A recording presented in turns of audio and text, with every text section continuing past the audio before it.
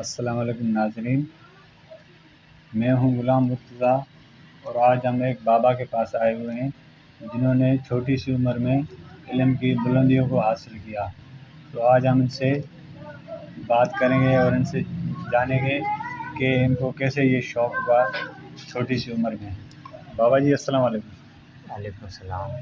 بابا جی آپ بتائیں کہ آپ کا یہ شوق کیسے ہوا، آپ نے چھوٹی سی عمر میں اتنا بڑا علم حاصل کیا؟ اصل بات یہ کہ میں سیکھا یہ علم، میں گاؤں میں تھا، تب چھوٹی تھی عمر تھی میری، تب 10-12 سال کا تھا۔ تو وہاں پہ میں اپنے بہنوئی کے گھر پہ جا رہا تھا، تو میں نے سامنے مسجد میں دیکھا تو نماز ہو رہی ہے، میں نماز پڑھنے کے لیے وہیں پہ چلا گیا۔ نماز پڑھنے کے لیے میں گیا تو وہاں پہ ایک بابا بیٹھا ہوا تھا جن کے کپڑے سفید لباس تھا ان کے، وہ میرے دراصل استاد ہے، میں نے ان سے سیکھا ہے، اور انہوں نے مجھے ہر چیز سکھائی، علم طریقہ۔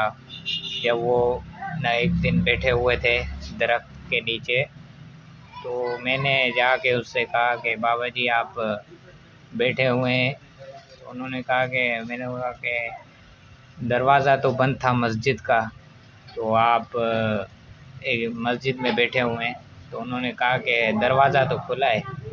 تو میں آ کے دروازے کا جب کھولا، دروازہ دیکھا تو دروازہ کھلا ہوا تھا۔ تو میں نے جب یہ دیکھا، میں نے دیکھا کہ گیٹ کا دروازہ کھلا ہے، تو میں نے پوچھا بابا جی یہ کیسے ہوا؟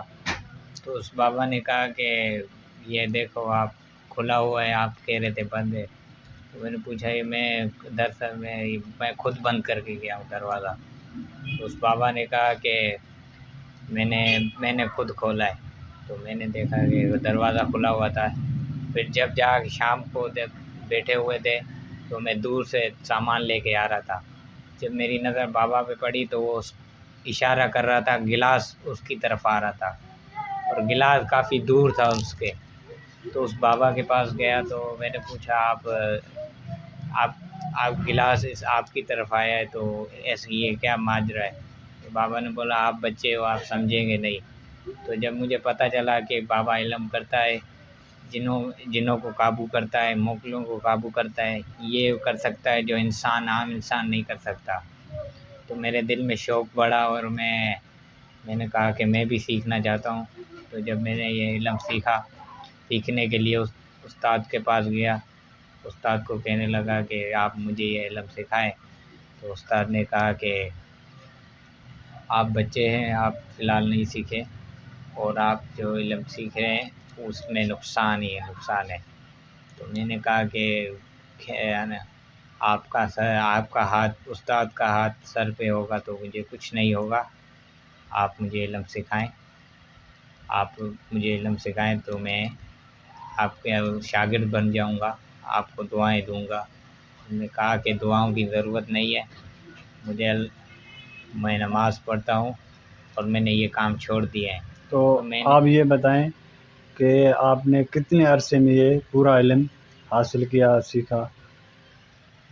مجھے کافی عرصہ ہوا استاد کے پاس، میں نے ان سے پہلے تو چھوٹی چھوٹی باتیں سیکھی، ان باتوں کو ذہن میں رکھنا شروع کیا، پھر انہوں نے میرے ہاتھ سر پہ رکھا اور انہوں نے جو چیزیں بتائی وہ میں کرتا گیا۔